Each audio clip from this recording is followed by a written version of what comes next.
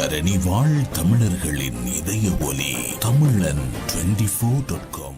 யாழ்ப்பாணம் திருநெல்வேலி அம்மாச்சி உணவகம் மூடப்பட்டது.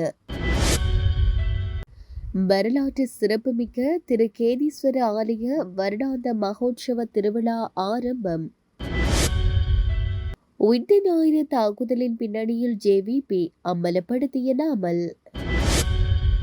அரசு ஊழியர்களுக்கு சம்பள உயர்வு, ஜனாதிபதி வெளியிட்டுள்ள அறிவிப்பு.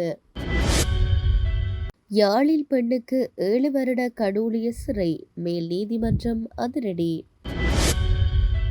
தையிட்டி பவானி வீதி விடுவிப்பு தொடர்பான வழக்கு, நீதிமன்றம் பிறப்பித்த உத்தரவு.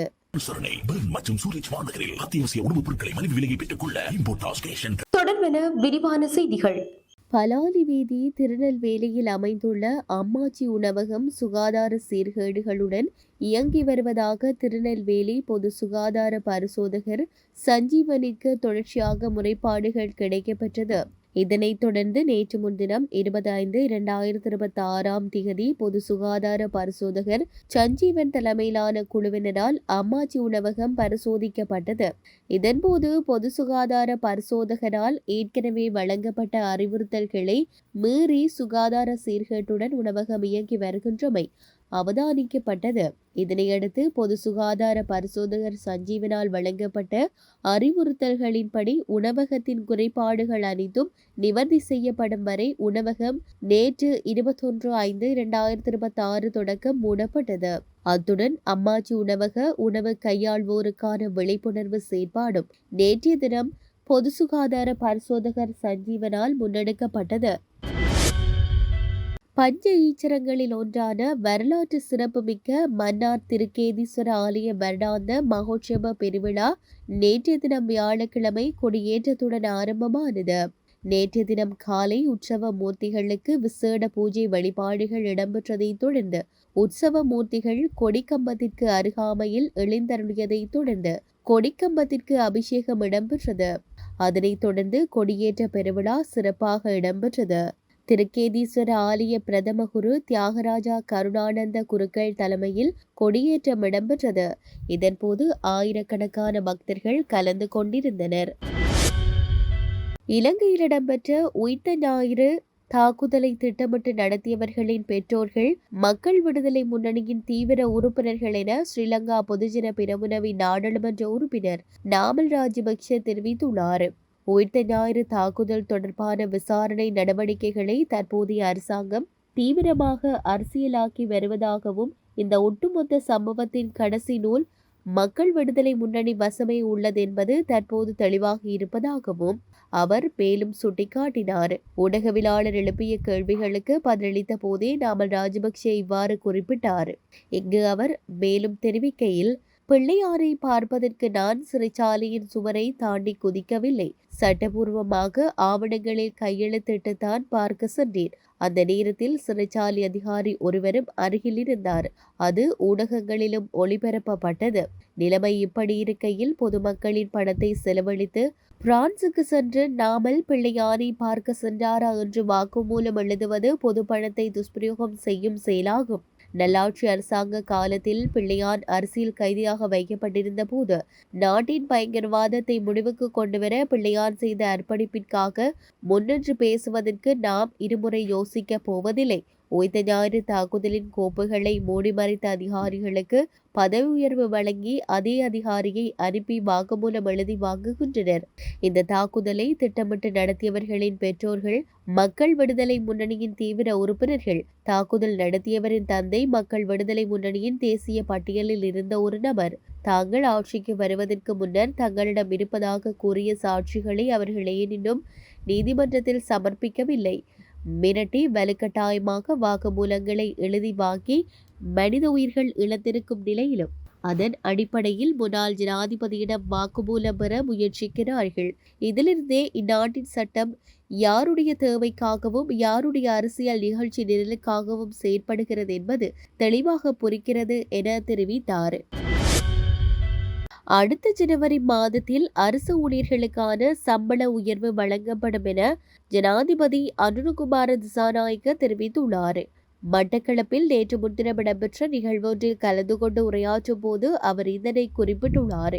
அத்தோடு அரசு சேவையின் சம்பள உயர்வுகள் 3 கட்டங்களாக வெளிப்படுத்தப்பட்டுள்ளதாக குறிப்பிட்ட ஜனாதிபதி இன்னும் தீர்க்கப்பட வேண்டிய பெரிய பிரச்சினைகள் பல உள்ளதாகவும் சுட்டிக்காட்டியுள்ளார்.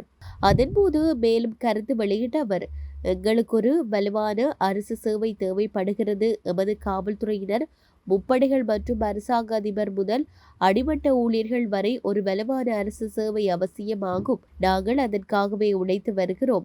அரசு சேவையில் உள்ள வெற்றிடங்களை நிரப்புவதுடன் அதற்கான முறையான ஆட்சேர்ப்பு நடவடிக்கைகளையும் மேற்கொண்டு வருகின்றோம் என்றார். யாழில் ஹெரோயின் போதைப் பொருளுடன் கைதான பெண்ணுக்கு 7 வருட கடூழிய சிறை தண்டனை விதிக்கப்பட்டுள்ளது.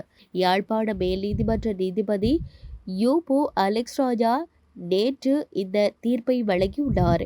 யாழ்ப்பாணம் பொம்மவேளை பகுதியில் கடந்த 2020 ஜூன் மாதம் 1.475 கிராம் ஹெரோயின் போதைப்பொருள் உடைமையில் வைத்திருந்த குற்றச்சாட்டு சம்பவம் தொடர்பில் கைது செய்யப்பட்ட பெண்ணுக்கு 7 வருட கடூழிய சிறை தண்டனை மற்றும் 1 லட்சம் ரூபாய் தண்டப்பணம் விதிக்கப்பட்டுள்ளது. வழக்கு தொடர் சார்பில் சட்ட அதிபர் சார்பில் முன்னிலையாகியிருந்த அரசு சட்டவாதி ஆறுமுகம் தர்ஷன் அதிகரித்து வரும் போதைப் பொருள் தொடர்பான குற்றங்கள் மற்றும் உயர்நீதிமன்ற வழக்குகளை மேற்கோள் காட்டி இதை பொருள் குற்றவாளிகளுக்கு அதிர்ச்சி தண்டனை வழங்க வேண்டும் என சமர்ப்பாடுகளை மேற்கொண்டிருந்த நிலையில் இந்த தண்டனை வழங்கப்பட்டுள்ளது. மேலும் தண்டப்பணம் செலுத்த தவறும் பட்சத்தில் மேலும் 12 மாத கால சாதாரண சிறை தண்டனை அனுபவிக்க வேண்டும் எனவும் உத்தரவிடப்பட்டுள்ளது. இதேவேளை கடந்த வாரமும் 1.4 கிலோகிராம் போதைப் பொருளை உடைமையில் வைத்திருந்த நபருக்கு 7 வருட கடூழிய சிறை தண்டனை விதிக்கப்பட்டது குறிப்பிடத்தக்கது. தையட்டி சட்டவிரோத விகாரை அமைந்துள்ள காணிக்குள் கையகப்படுத்தப்பட்டுள்ள பிரதேச சபைக்கு சொந்தமான வீதியினை மீட்கும் நடவடிக்கையை பிரதேச சபை கைவிட வேண்டும் என கோரி தாக்கல் செய்த வழக்கிற்கான கட்டளை எதிர்வரும் ஜூன் மாதம் 25ஆம் தேதி வழங்கப்படும் என நீதிமன்றம் திகதியிட்டுள்ளது.